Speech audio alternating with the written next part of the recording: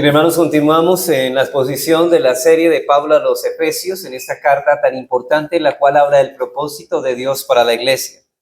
En nuestra enseñanza anterior estuvimos viendo que los versículos del 2 al 3, en la porción que el hermano acabó de leer, forman un amplio paréntesis. Pablo estaba a punto de orar por estos creyentes, pidiendo que fueran fortalecidos en su fe y entendieran mejor el amor de Cristo hacia ellos.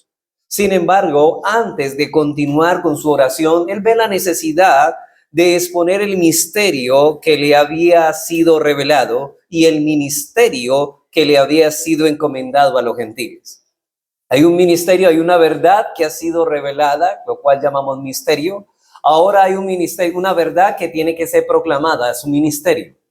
Así que tanto el misterio como el ministerio se encuentran estrechamente conectados, porque precisamente esa verdad que le fue revelada es la verdad que debe ser proclamada.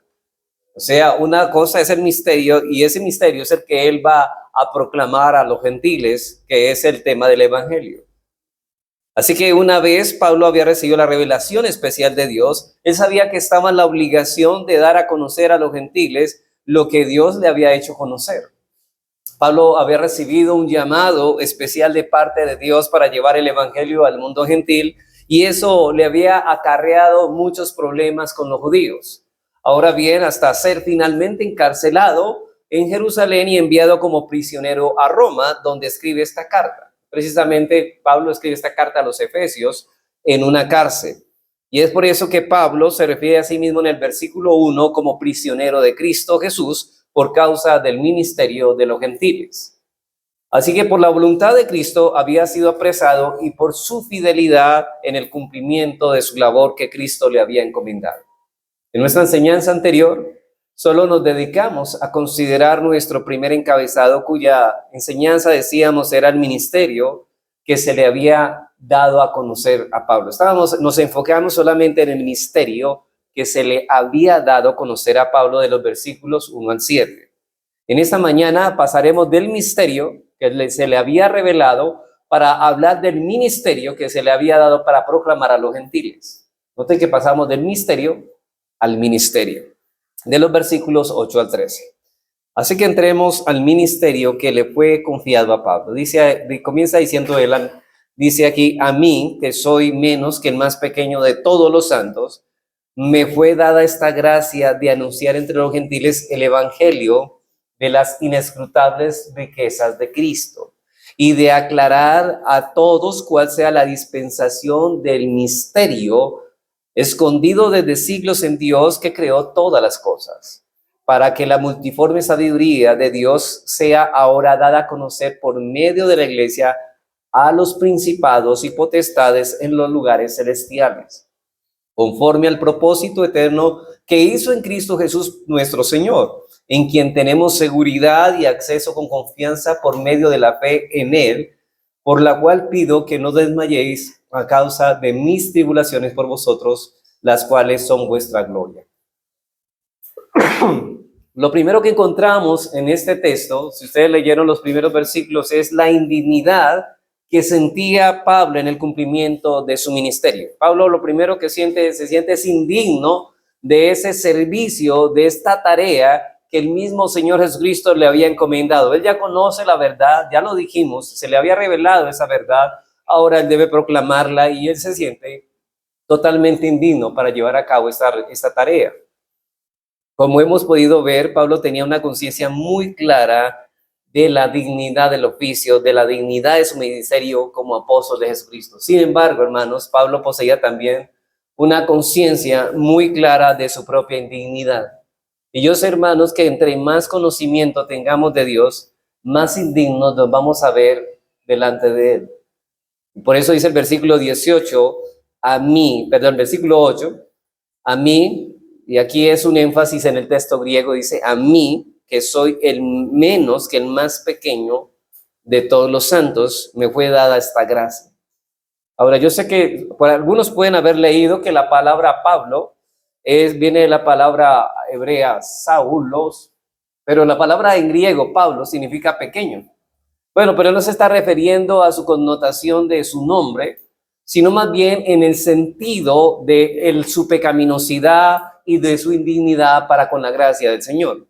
Pablo no se siente solamente indigno en cuanto a la gracia de la salvación, sino cuando también en llevar a cabo el ministerio que el Señor le ha entregado. ¿Cómo se ve el apóstol Pablo? Bueno, este hombre que vino al conocimiento del Señor en una forma tan extraordinaria que fue usado por Cristo para escribir la mayor parte del Nuevo Testamento, porque podríamos decir que más de la mitad, podríamos decir que la escribió él, casi 14 cartas. Y que ha sido probablemente el predicador más grande y misionero que ha tenido la iglesia a lo largo de toda la historia. Este hombre, ¿sabe qué? Se consideraba a sí mismo como el menos que el más pequeño de todos los santos. Si él dice, si hay un hombre pequeño dentro del reino de los cielos, yo soy el más pequeño que ese. Y hermanos, y eso es verdad, entre más haya un conocimiento pleno, obviamente no estamos hablando de comprender a Dios en su totalidad porque Dios es incomprensible, pero entre más conozcamos a Dios, vamos a sentir más nuestra bajeza. No nos vamos a sentir mejor en el sentido de que somos buenos, sino que vamos a mirar más nuestra indignidad. Pablo siempre recordaba aquel tiempo de su vida cuando fue uno de los más feroces perseguidores de la iglesia de Cristo. El resentimiento de Saulo de Tarso llevó a albergar en su corazón contra la fe cristiana y lo llevó a desatar una de las más terribles persecuciones contra la iglesia de Cristo que la iglesia de Cristo sufrió. Noten nomás cuando nosotros encontramos en Hechos de los Apóstoles, cuando vemos cuando Esteban es apedreado, y en ese momento encontramos también que él consentía con la muerte de este joven. Así que lo llevó a desatar una de las más terribles persecuciones. De hecho, él pedía cartas para entregar a muchos a las cárceles de estos cristianos. Y de hecho, la iglesia sufrió mucho en los primeros siglos a manos de Pablo. Y él mismo dice en Hechos 22:4, dice lo siguiente: perseguía yo a este camino, es decir, este camino está hablando del cristianismo, de la vida cristiana hasta la muerte, los perseguía hasta la muerte, prendiendo y entregando en cárceles a hombres y mujeres. Y luego Pablo añade en el capítulo 26, versículo 9, yo ciertamente había creído mi deber hacer muchas cosas contra el nombre de Jesús de Nazaret, lo cual también hice en Jerusalén. Yo encerré en cárceles a muchos de los santos, habiendo recibido poderes de los sacerdotes, y cuando los mataron, dice él, yo di mi voto para que los mataran a los cristianos. Recuerden que Pablo era un miembro del Sanedrín, del grupo, digamos, más grande de los judíos, o principal que tenían autoridad en el judío. Pablo hacía parte del Sanedrín, y dice él, y muchas veces castigándolos en todas las sinagogas, los forcé a blasfemar. Miren, no solamente se contentó con dar votos para que mataran a los cristianos, sino que también los obligaba a que blasfemaran contra Dios. Y enfurecido sobremanera contra ellos, los perseguí hasta las ciudades extranjeras. O sea, hasta lo más recóndito él buscaba para entregar a los cristianos a muerte. Esto es algo que el Pablo nunca pudo olvidar. Había sido un cruel perseguidor de la iglesia, y el cuerpo de Cristo que tanto amaba había sido flagelado por él. Y escribiendo Pablo a los Corintios se refiere a sí mismo como el más pequeño de los apóstoles. En 1 Corintios 15:9, hablando de la resurrección, dice, porque yo soy el más pequeño de los apóstoles. No soy digno de ser llamado apóstol. ¿Por qué? Porque perseguía a la iglesia.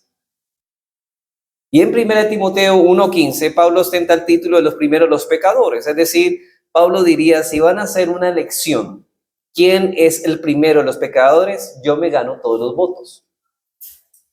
Por eso Pablo no tiene ninguna dificultad en referirse a sí mismo en este pasaje de Efesios como el menos que el más pequeño de todos los santos.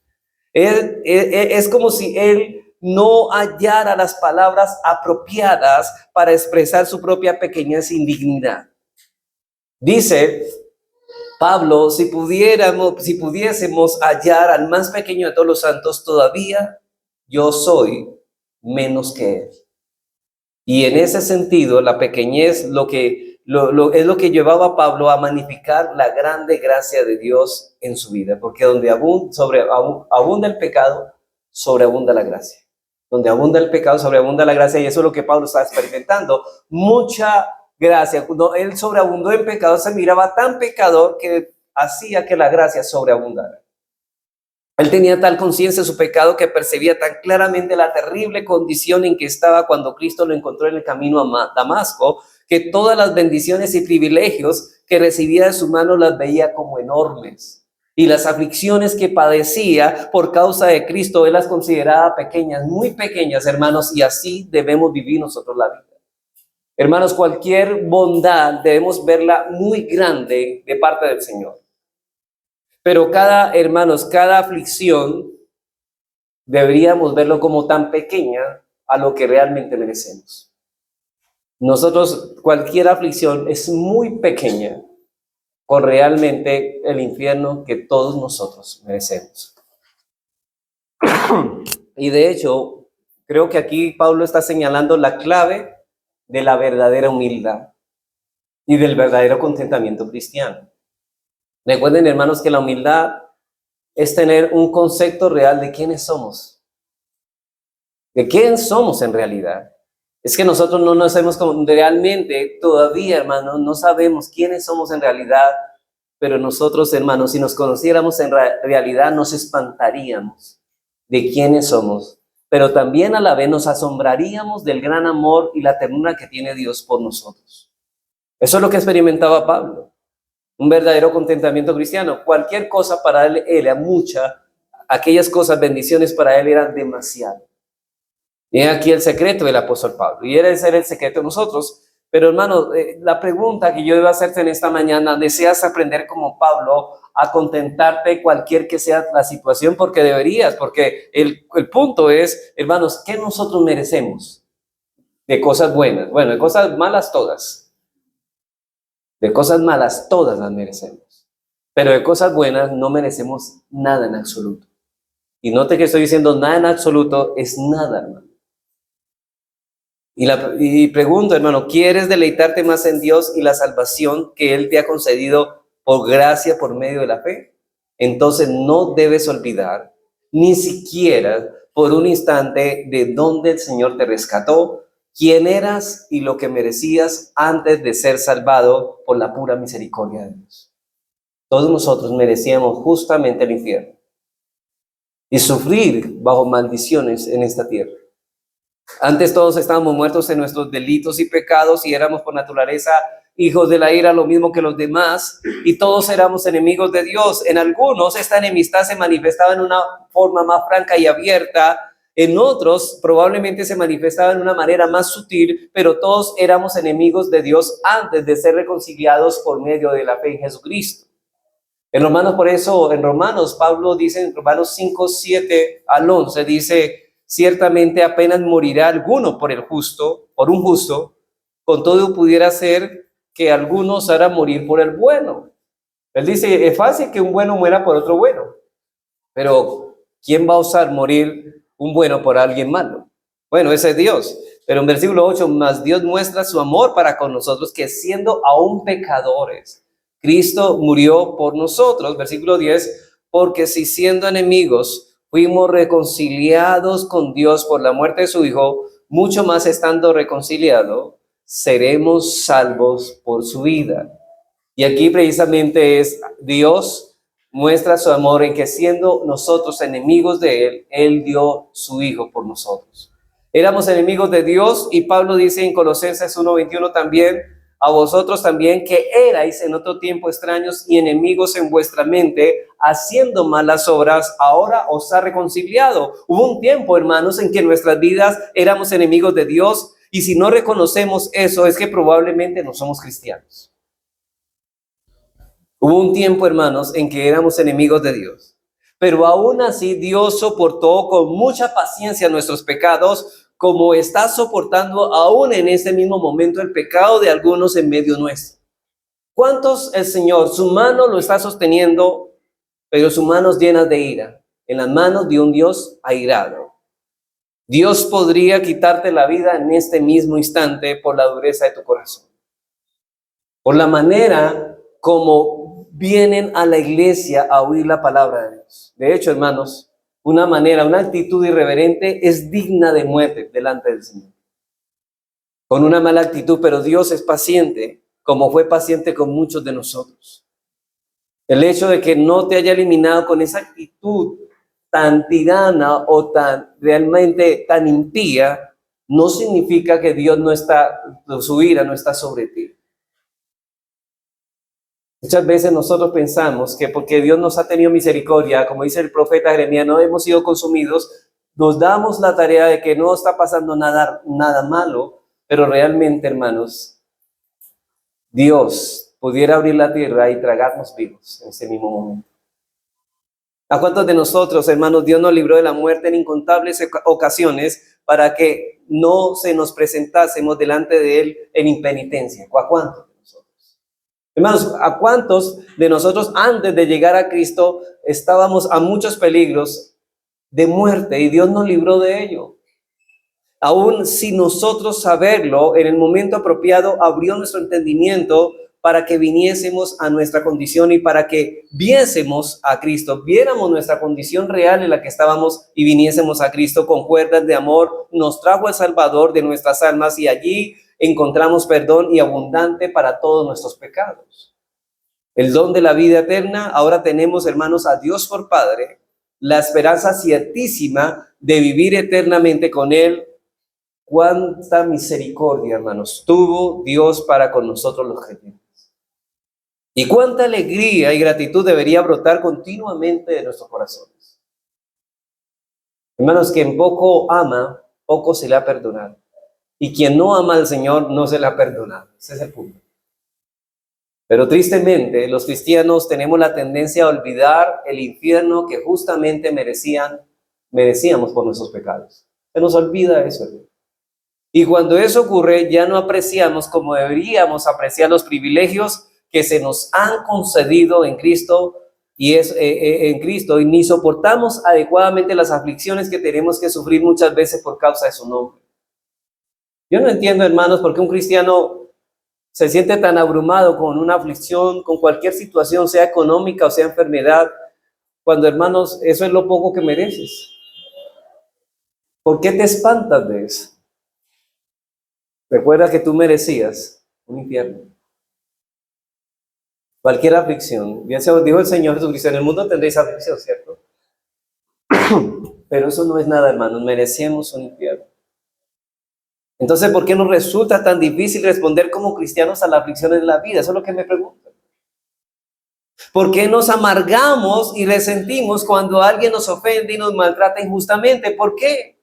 Hermanos, cualquier mala palabra que alguien dirija por nosotros, ¿sabe qué? Nosotros merecíamos algo peor. Y cuando alguien habla mal de nosotros, esa persona no está hablando ni la 10ª parte de lo que realmente somos. Nosotros somos peores de los reportes, de las calumnias que otros levantan. Y cualquier trato, hermanos, que nos dan a nosotros, merecemos un trato peor. O sea que, ¿qué nos damos? Nosotros siempre somos a la defensiva.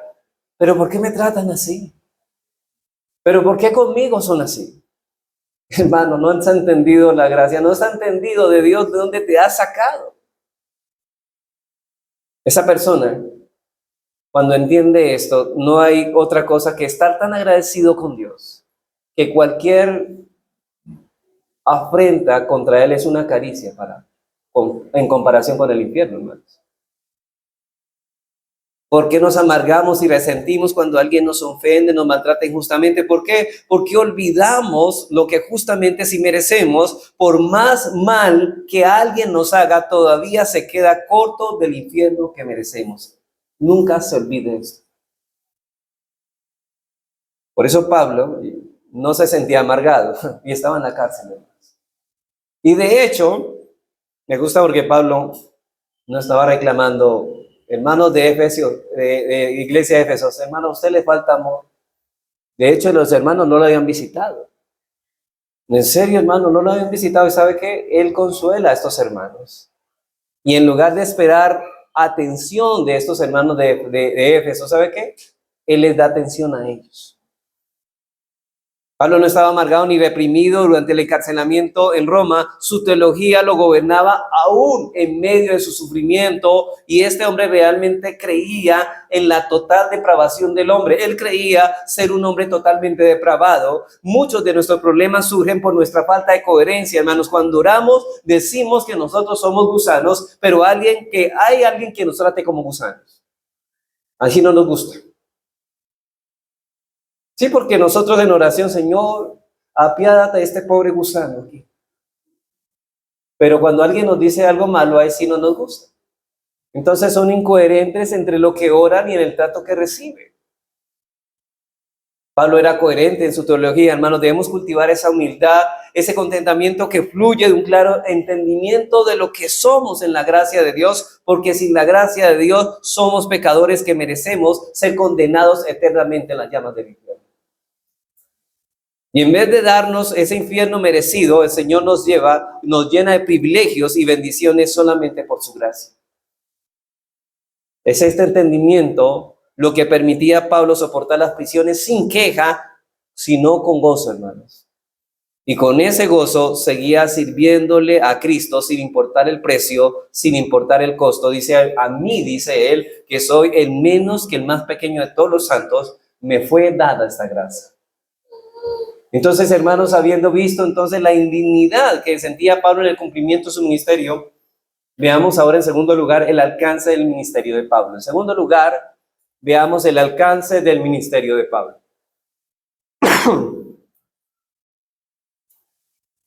Bueno, Pablo miraba este ministerio que el Señor le había entregado, el cual él dice, ya había dicho que es indigno, lo miraba en un doble alcance, uno particular y uno específico. Uno más amplio y otro más general. Veamos primero el alcance particular y específico de su ministerio. El alcance particular y específico del ministerio de Pablo. Versículo 8. La segunda parte del versículo 8 más exactamente. A mí, que soy menos que el más pequeño de todos los santos, me fue dada esta gracia de anunciar entre los gentiles el evangelio de las inescrutables riquezas de Cristo. Y aquí vamos a ver, hermanos, como habíamos visto en nuestra enseñanza anterior, Pablo había recibido de parte de Dios un ministerio especial con el mundo gentil. Muchos israelitas se habían convertido, incluso de aquel tiempo habían considerado este llamamiento como una desgracia. O sea, los judíos habían visto que el ser llamado gentiles a la salvación lo miraban no como gracia, sino como desgracia. Como cuando el apóstol Pedro recibió aquella visión donde Cristo le dice, ¿se acuerdan? Mata y come y ve a predicar a los gentiles. Obviamente, cuando él dice que, ¿por qué llamas inmundo a lo que Dios ha santificado? No se trataba tanto de los alimentos, sino que la inclusión de los gentiles a la salvación estaba allí ya como una manifestación de esa promesa que se estaba cumpliendo. Y Pedro se resistió. Muchos habían tomado, hermanos, este ministerio como una desgracia, pero Pablo lo veía como una gracia. Mientras los judíos lo miraban como una desgracia, Pablo lo miraba como una gracia. Y Pablo decía, a mí me fue dada esta gracia. ¿De qué gracia está hablando? De predicarle a los gentiles. Recuerden que los gentiles, los judíos odiaban a fuerzas a los gentiles, ¿cierto? Ustedes recuerdan cuando Jonás lo mandaron a predicar a los ninivitas, eran gentiles, y él no quería ir. Él dijo, ojalá que el Señor le envíe juicio y fuego y los destruya. Pero dice Pablo, no, a mí me fue dada esta gracia. Dios le había concedido a Pablo el honor de anunciar el evangelio entre los gentiles de las inescrutables riquezas del evangelio en Cristo. Y esta palabra inescrutable significa literalmente que no puede ser rastreado o investigado. Ustedes, por ejemplo, ustedes han notado un cazador y va a buscar la presa, pero resulta que él siempre busca el rastro donde hay huellas del animal y ven que las huellas han desaparecido. Entonces le es imposible identificar dónde está para cazarlo. Pues esta es la palabra más o menos irrastreable, es la palabra que se utiliza para Pablo decir inescrutable, algo que está más allá de nuestra comprensión. O sea que lo que está diciendo es que las riquezas de Dios no las podemos entender en toda su dimensión. De ahí que esta palabra se utiliza luego para aquello que no puede ser completamente comprendido aquello que está muy por encima de nuestra capacidad de razonamiento. Y Pablo dice que esas riquezas de Cristo son inescrutables. Me gusta como dice William Hendrickson, son incalculables, son tan grandes, son tan inmensas, hermanos. Usted no sabe cuán ricos somos nosotros en Cristo. Si usted te trata de imaginar algo, dice, no alcanzan a comprender cuáles son las abundantes riquezas como cristianos hemos recibido. Ni siquiera nuestra mente alcanza a concebir. Por eso dijo Pablo en 1 Corintios 2, dice, cosa que ojo no vio, ni oído yo, ni han subido el corazón del hombre, son las cosas que tiene preparado Dios para aquellos que le aman. Las riquezas son incalculables, hermanos. Y hermanos, yo creo que nosotros no podemos, de hecho, comprenderlas en este mundo. Nos daría un infarto y nos moriríamos. Y no estoy exagerando, hermanos. Estoy diciendo la verdad. No estamos preparados para comprender eso. Porque, hermanos, este cuerpo no, mire, este cuerpo que nosotros tenemos en pecado no tiene la capacidad de resistir tanto gozo. O sea, el gozo aquí es limitado porque nuestros cuerpos, nuestro ser no está preparado para poder disfrutar tanto gozo, tantas bendiciones, hermanos. Si nosotros alcanzáramos a entender lo que Pablo está diciendo aquí, hermanos, simplemente esto nos llevaría a darle toda la gloria al Señor y a estar contentos con el hecho de ser cristianos. Porque nuestro Señor Jesucristo es rico en poder, en gracia, en misericordia, en bondad y en un sinnúmero de cosas más, rico más allá de lo que nosotros podemos comprender y nuestras mentes pueden asimilar y nuestro lenguaje no lo puede expresar. Son esas riquezas las que el Evangelio ofrece y proclama a todos los que ven. Hermanos, una persona que tiene bienes en este mundo realmente no tiene absolutamente nada en comparación a todo lo que tenemos. Cuando nosotros sentemos en la gloria, vamos a gastar y nunca se va a acabar. Es inagotable las riquezas. Y sabe, nunca se acaban, nunca se gastan. Y es esta la esencia del contenido de lo que el Evangelio anuncia. Eres un pobre miserable que vas camino de una terrible y justa condenación. Pero el Hijo de Dios, siendo pobre, ¿sabe qué? Se hizo rico para que nosotros en su pobreza fuésemos enriquecidos. Es de eso, hermanos, y no de ninguna otra cosa que trata el Evangelio, de verdades y riquezas que tienen valor perdurable. Por eso, hermanos, no entiendo el Evangelio de la prosperidad. Ofrece riquezas en este mundo, los cuales no son nada en comparación a las riquezas celestiales que Dios ofrece. Una persona puede tener mucho dinero, pero si no es cristiano, es un pobre miserable. Porque no existen riquezas verdaderas fuera de Cristo.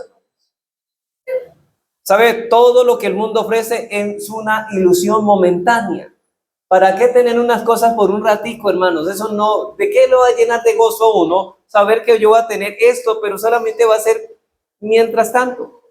Si no es porque vamos a la muerte, es porque esas cosas se acaban. Y vemos que en este mundo todo sufre el desgaste, todo se acaba. Y lo que antes nos parecía bonito, ahorita nos parece feo porque se van deteriorando. Hasta las flores, ¿no? Le ganan un ramo de flores y ya en la tarde está marchita.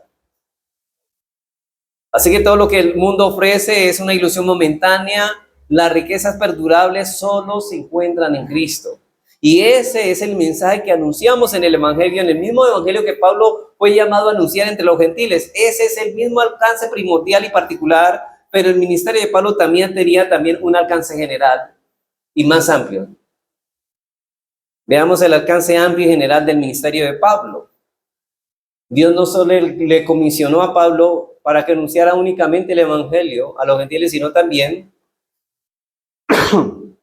de aclarar a todos cuál sea la dispensación del misterio escondido desde los siglos en Dios que creó todas las cosas.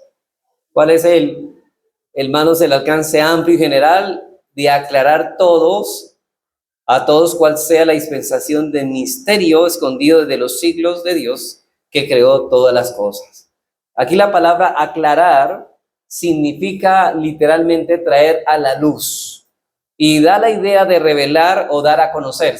Y Pablo no tenía que limitarse a predicar el evangelio a los gentiles, él debía también dar a conocer a todos, judíos y gentiles, el plan que Dios había trazado de salvar al hombre en Cristo y reconciliar con él a los judíos y a gentiles para formar con ellos un solo pueblo. Ese es el tratado general, un llamado amplio, no solamente a los gentiles, sino también hay judíos creyentes.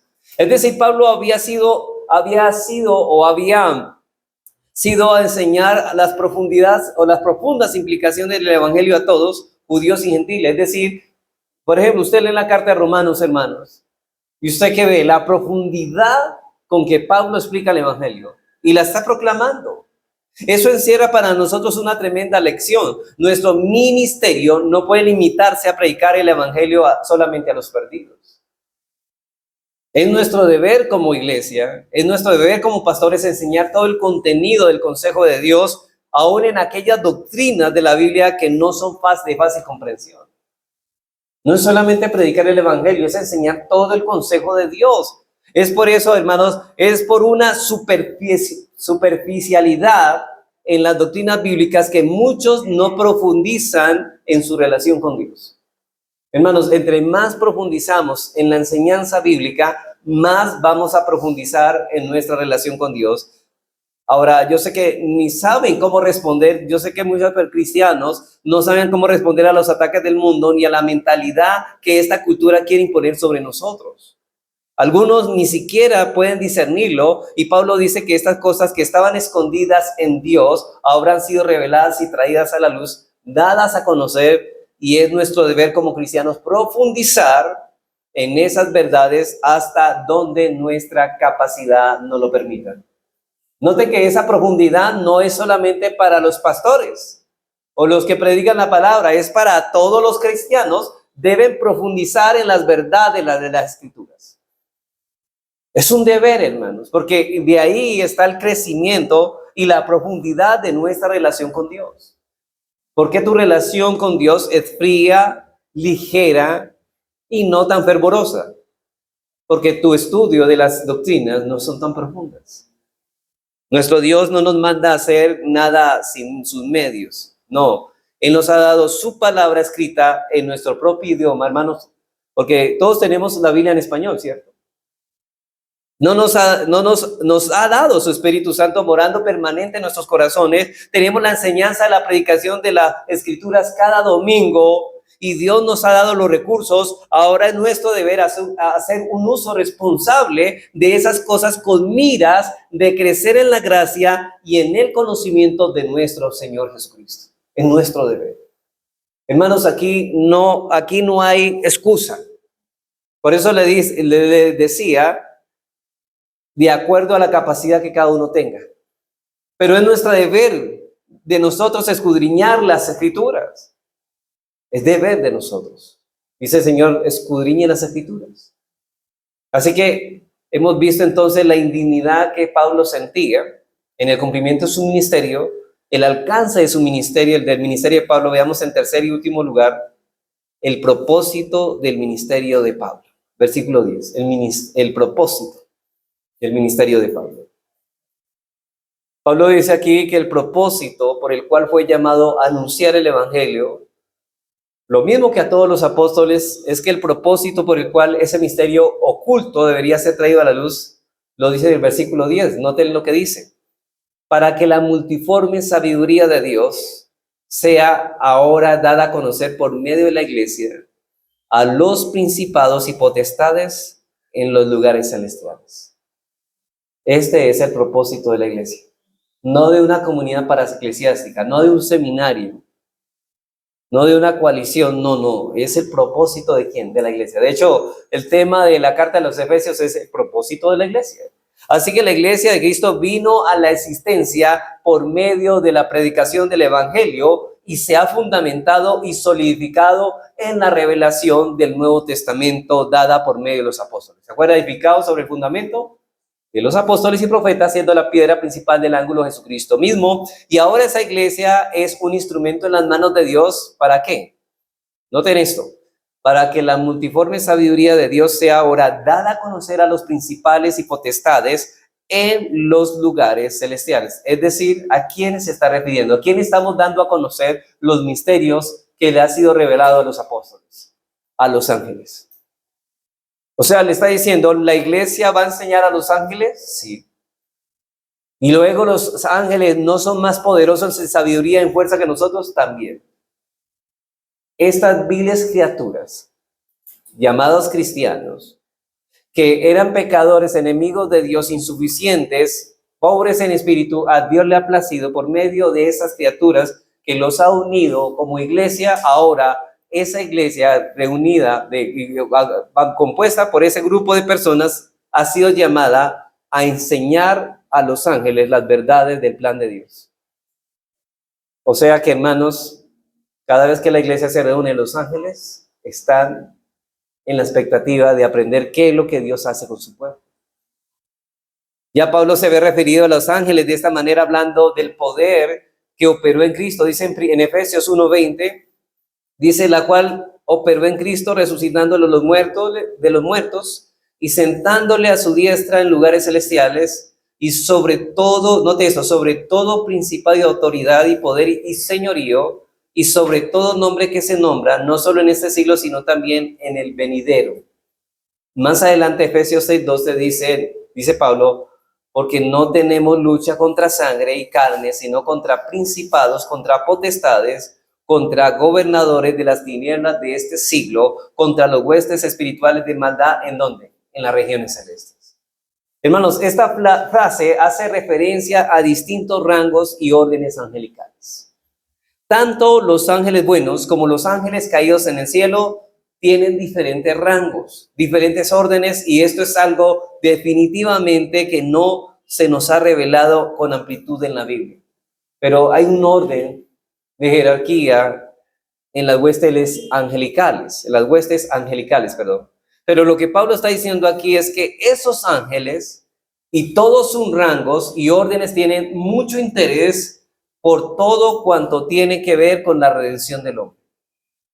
Veamos esto en Lucas 15:10, donde el Señor Jesús dice lo siguiente, dice, así os digo que hay gozo delante de ¿quién? De los ángeles de Dios por un pecador que se arrepiente. Ahora, este gozo de los ángeles es gracias a que ellos están contemplando cómo se desarrolla el plan de Dios por medio de ¿quién? De la iglesia. Ellos se gozan de ver eso. Y en primera de Pedro 1:10 se nos dice que los profetas del Antiguo Testamento que profetizaron de la gracia destinada a vosotros, inquirieron diligentemente, indagaron acerca de esa salvación, escudriñando. Es como si estuvieran profundizando qué persona y qué tiempo indicaba el Espíritu de Cristo que estaba en ellos, el cual anunciaba de antemano los sufrimientos de Cristo y las glorias que vendrían tras ellos. A estos se les reveló que no para sí mismos, sino para nosotros, administraban las cosas que son anunciadas por los que le han predicado el Evangelio por el Espíritu Santo enviado del cielo. Es decir, los profetas del Antiguo Testamento profetizaron y ahora los apóstoles están mostrando eso que ya fue cumplido, esas promesas cumplidas que se prometieron en el Antiguo Testamento. Y dice por las cuales os han predicado el Evangelio por el Espíritu enviado del cielo. Pero note lo que dice, cosas en las cuales anhelan mirar los ángeles. O sea, el misterio que a los apóstoles se les reveló y que ahora están proclamando, eso es lo que anhelan contemplar los ángeles. El texto dice literalmente cosas por las cuales los ángeles se inclinan a mirar todo lo que está sucediendo aquí con la redención del hombre. Es como si inclinaran su cabeza diciendo, queremos saber qué es lo que está pasando con la iglesia. Y nos gozamos de saber que descubrimos que todo lo que Dios está haciendo lo podemos ver, descubrir, viendo y contemplando la iglesia. Y la pregunta, ¿y por qué tienen los ángeles tanto interés en estas cosas? Diría usted, ¿no? Bueno, porque es la obra, hermanos, de redención de Cristo, donde Dios se manifiesta de una manera más clara la multiforme gracia de Dios. Ahora, lo que los ángeles ven aquí, hermanos, al contemplar la iglesia de Cristo, enriquece su comprensión que ellos tienen de la sabiduría de Dios. ¿Sabía que los ángeles también desean crecer en conocimiento, en conocer más a Dios? Y eso capacita a los ángeles para adorar a Dios con una adoración más sublime. Noten esto lo que estoy diciendo. Los ángeles noche y día, dice en Apocalipsis, adoran a Dios. Y ellos quieren enriquecer más su adoración. Pero la pregunta es, ¿cómo ellos enriquecen su adoración para con Dios? Creciendo en el conocimiento de ese plan redentor que Dios lleva a cabo a través de la iglesia. Hermanos, si eso enriquece la adoración de los ángeles, ¿cuánto más la de nosotros? Hermanos, entre más conocimiento tengamos del plan de Dios que está llevando a cabo esta tierra, nosotros tendríamos más razones para adorarle de una manera más reverente y fervorosa. ¿Y qué es lo que los ángeles ven en la iglesia? Bueno, el resultado de la encarnación del Hijo de Dios, la segunda persona de la Trinidad, que siendo Dios se hizo hombre a morir en una cruz y así pagar la deuda infinita que un sinnúmero de pecadores que habían transgredido la ley merecían en el infierno. Y Él toma el lugar. Los ángeles ven a la iglesia como Dios satisfizo su justicia perfecta que demanda la condenación de los pecadores, mostrando al mismo tiempo su amor y compasión y proveyéndoles para ellos salvación. Los ángeles contemplan estos dos pueblos judíos, judíos y gentiles, dos razas completamente distintas, antagónicas, que son reconciliadas ahora con Dios, y no solamente con Dios, sino también entre sí y formando un solo pueblo, la iglesia. Los ángeles, todas estas cosas los llevan a adorar más a Dios, a enriquecer más su adoración. Y todo esto lleva a los ángeles a prorrumpir en alabanza delante de Dios y darle la gloria a Dios por la sabiduría que ese Dios ha desplegado en semejante salvación. Por eso es tan importante la iglesia en el plan redentor, hermanos. Dios le ha placido solamente llevar sus planes redentores en el universo solamente a través de la iglesia. No hay otro lugar. Yo no entiendo cómo una persona dice ser creyente y no es parte de la iglesia. Eso es incongruente, incoherente, porque para ser un cristiano hace parte de la iglesia de Cristo. Porque es allí donde Dios da crecimiento y salva a los pecadores. Por eso es tan importante la iglesia. Dice John MacArthur en su comentario de los Efesios, dice, la iglesia no existe simplemente para cumplir el propósito de salvar almas, aunque esta es una obra tan importante y maravillosa.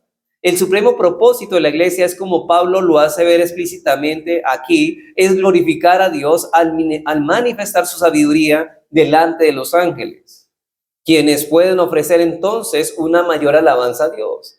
Todo es para la gloria de Dios. Y él luego añade, MacArthur, dice, la iglesia no es un fin en sí misma, sino un medio para lograr un fin, y el fin de glorificar, y ese fin es glorificar a Dios. Y sigue él diciendo, el drama real de la redención solo puede ser entendido cuando comprendemos que la gloria de Dios es la meta suprema de la creación. Los santos ángeles fueron especialmente hechos y confirmados en pureza y adoración como criaturas que darán por siempre gloria a Dios, y la redención de hombres caídos enriquece sus alabanzas. ¿Cómo enriquece sus alabanzas? Por medio de lo que conocen que Dios hace a través de su iglesia. Así que los ángeles contemplan la sabiduría, el poder de Dios en muchas cosas. Ellos contemplan la sabiduría de Dios en la creación, pero el asombro de ellos en la iglesia. Ellos que conocían la gloria de Cristo antes de su encarnación, que comprenden con nosotros, como nosotros no podemos comprender aún el alcance de la santidad y la justicia de Dios. Ellos no pueden sentirse más que conmovidos al ver la justicia de Dios del cielo ahora hacerse carne para redimir al hombre, satisfaciendo su justicia por medio de la muerte en su cruz. Hermanos, y si algo en todo el universo a lo que los ángeles están atentos en la iglesia de Cristo, y esto es uno de los argumentos de Pablo, que Pablo usa, es cuando pide a las mujeres que en el culto público mantengan el orden establecido por Dios. Hermanos, donde el hombre es la cabeza de la mujer, el argumento de Pablo parece en el versículo 10, es que el culto público estamos delante de miriadas de ángeles. ¿Se acuerdan cuando decía en 1 Corintios que la mujer debe someterse a su esposa porque dice que ella, hablaba de un velo, pero realmente habla de que una mujer debe estar dispuesta a someterse a su esposo? ¿Sabe por qué? Porque los ángeles están allí mirando esto. Así como la iglesia se sujeta a Cristo, ¿qué espera ¿qué esperan las mujeres que son las que representan a la iglesia? Que se sujeten a sus esposos. Y así los ángeles descubren el misterio de que la iglesia se sujeta a Cristo cuando una esposa se sujeta a su esposo. Eso lo estamos transmitiendo. Los ángeles contemplan lo que pasa en la iglesia. Hermanos, no crea que no se están dando cuenta, su irreverencia y todo. Y escribiendo a Timoteo acerca del cuidado que deben tener como líderes en la iglesia, el cuidado que deben poner sobre las directrices apostólicas. Pablo dice en 1 Timoteo 5:21, te encarezco delante de Dios y del Señor Jesucristo, y note eso, y de sus ángeles escogidos, delante de Él, que guardes estas cosas sin prejuicios, no haciendo nada con parcialidad. Cuando nos reunimos, hermanos, como esta mañana, a adorar a Dios como iglesia, hay cosas extraordinarias que están ocurriendo entre nosotros que no podemos percibir con nuestros propios sentidos. Usted piensa que no está pasando nada porque usted no ve nada, oye nada con sus oídos, ni nada con la vista. Hermanos, esto es espiritual. Cristo mismo se hace presente en medio de nosotros como Rey de Gloria y sus ángeles observan junto a Él. Y por eso, hermanos, insisto tanto en el orden que debe haber en la iglesia. Por eso es lamentable cuando vemos personas que vienen a la iglesia y desprecian lo que está pasando aquí. ¿Sabe por qué? Ellos no tienen idea la condenación que están trayendo sobre sí. Están pisando terreno santo. Por eso dice John MacArthur, sigue diciendo la iglesia es un espectáculo, en el mejor sentido de la palabra. Dice, en el salón de clases del universo, Dios es el maestro, los ángeles son los estudiantes, la iglesia es la ilustración y la materia que se enseña es la multiforme sabiduría de Dios. Es bastante, hermanos, la gloria que nosotros no percibimos con esos sentidos físicos, sino con los ojos de la fe. Así que la multiforme gracia de Dios, sabiduría de Dios a través de la iglesia, cuán gloriosa es importante esa la iglesia de Jesús. Cuánto cuidado debemos tener con todo lo que tiene que ver con la iglesia, su doctrina, hermanos, su testimonio, su santidad, su adoración, todo. En el decreto eterno de Dios, la iglesia ocupa un lugar preeminente, versículo 10, para que la multiforme gracia de Dios sea dada a conocer por medio de la iglesia a los principados potestades en los lugares celestiales, versículo 11, conforme al propósito eterno que hizo en Cristo Jesús nuestro Señor. Hermanos, esto que está ocurriendo, esto fue decretado por Dios. Eso no ocurrió así por así. Hermanos, yo sé que hay unas doctrinas por ahí del dispensacionalismo que enseña que la iglesia es un paréntesis, un accidente del plan de Dios. Ustedes han escuchado eso, que Dios detuvo los planes redentores con el pueblo de Israel y que la iglesia es un paréntesis, como no creyeron los judíos, entonces ahora inventó un nuevo pueblo que se llama la iglesia, pero después se te da otra vez con la iglesia y ahorita se vuelve a tratar con Israel. Eso no es bíblico, hermanos. Hermanos, el lugar que ocupa la iglesia en la historia de la redención no fue un plan de última hora, ni un paréntesis, como dicen los dispensacionalistas. Fue un plan que Dios trazó ¿desde dónde? Desde la eternidad. Y ese plan no puede ser frustrado de ningún modo porque descansa en la persona y en la obra de nuestro Señor Jesucristo. Por eso dicen los versículos 11 y 12, note eso, conforme al propósito eterno. Y la palabra propósito es decreto. Dios decretó eso en la eternidad, que hizo en Cristo Jesús nuestro Señor, en quien tenemos seguridad y acceso con confianza por medio de la fe en Él. Hermanos, ¿qué nos garantiza que el plan de Dios se va a llevar a cabo? El mismo Jesucristo. Si nosotros estamos en Cristo, entonces tenemos plena libertad para acercarnos a Dios con confianza y para derramar nuestro corazón y de pedirle que nos conceda la gracia de vivir a la altura de lo que somos como cristianos para manifestar esa gloria plena. Es decir, hermanos, ¿cómo espera que un cristiano viva? Como cristiano. Y entonces, ¿qué es lo que pedimos a Dios? Señor, en ti, Señor Jesucristo, encontramos la gracia para poder vivir como lo que somos, a la altura de nuestro llamado. Y Pablo concluye ese paréntesis en el versículo 13, exhortando a esos hermanos a sobreponerse al desaliento. Quizá esos hermanos de Éfeso estaban desalentados por alguna circunstancia. Versículo 13 dice, por lo cual pido que no desmayes a causa de mis tribulaciones por vosotros, las cuales son vuestra gloria. Algunos hermanos, al parecer, en Éfeso se sentían desalentados y angustiados por la aflicción de Pablo. Pero Pablo no se sentía así. Pablo veía este sufrimiento como un privilegio y así quería que estos hermanos lo vieran también. William Hendriksen lo parafrasea de esta manera. Dice, qué honor para vosotros que ante los ojos mismos de Dios seáis considerados dignos de tanto sufrimiento, el cual yo soporto en vuestro lugar. Cuán precioso debéis parecerle a Él, tocante a la gloria de parecer por Cristo. ¿Cómo dijera Pablo estas palabras?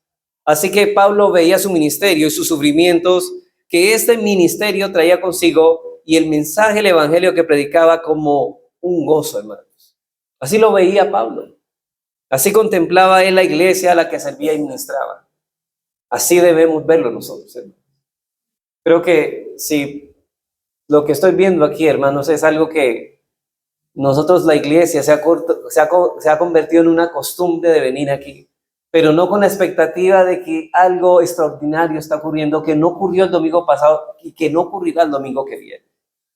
Porque Dios ha prometido una bendición de la multiforme sabiduría que no entendemos, hermano. No entendemos cuántas riquezas nos estamos perdiendo cada vez que no dejamos, hermanos, de asistir. Y como decíamos, si hay alguna razón por la cual no podamos estar aquí, hermanos, en cierta forma yo lo tomo como una disciplina del Señor. Porque Dios, el hecho de que haya una razón para no estar en la iglesia, hermanos, Dios te está disciplinando. Y te estás perdiendo de un privilegio que deberías llorar amargamente como David lloró amargamente por decía que mejor es un día en la casa de Dios que 1000 fuera de ellos. ¿Se acuerdan que David no pudo entrar en la casa de Dios por mucho tiempo? Y él se amargó en su corazón por eso. Pero hoy encontramos cristianos, no sé si son cristianos, que viven como si buscaran una excusa para no venir a la iglesia. O sea, quisieran que pasara algo para tener una excusa para no estar en medio del pueblo de Dios y más aún en medio de la presencia especial de Dios cuando los ángeles dicen, anhelan mirar estas cosas. Qué incongruente, ¿no? Qué incongruencia hay entre muchos cristianos.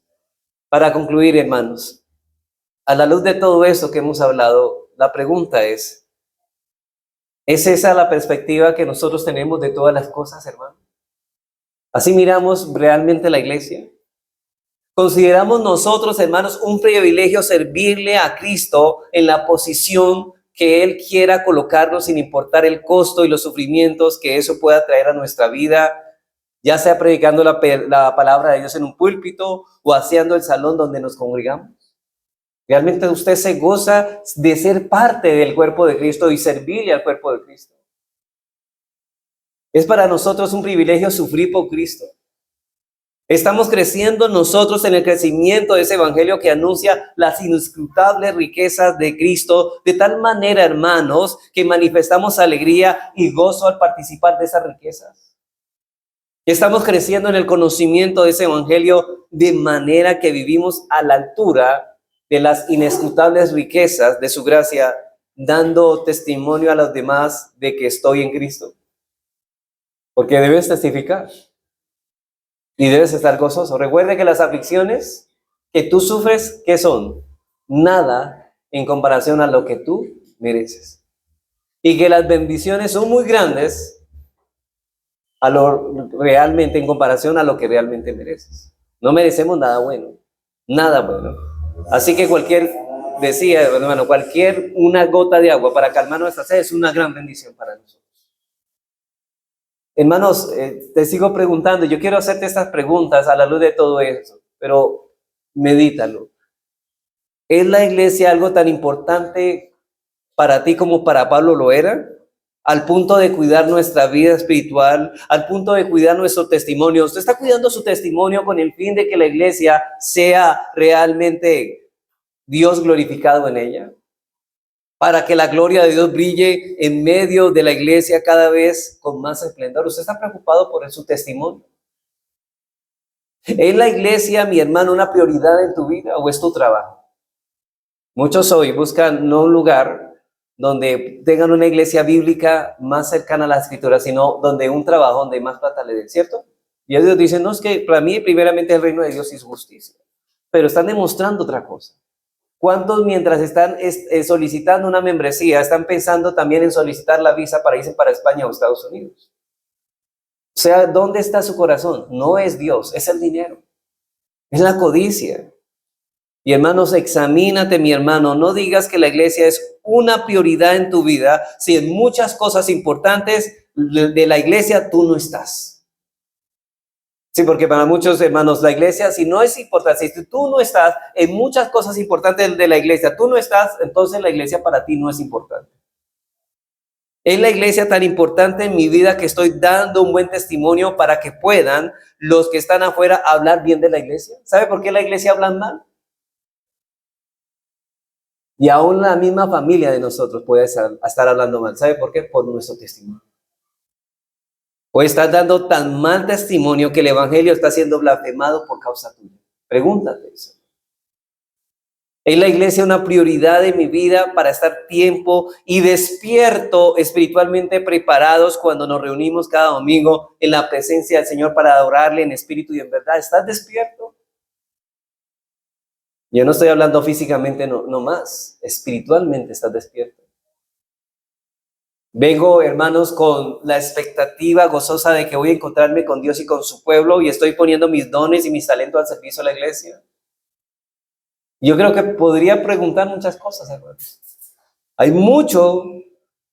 muchas personas cuya vida espiritual está decayendo enormemente porque en su corazón la iglesia de Jesucristo no ocupa el lugar más relevante e importante que debe ocupar.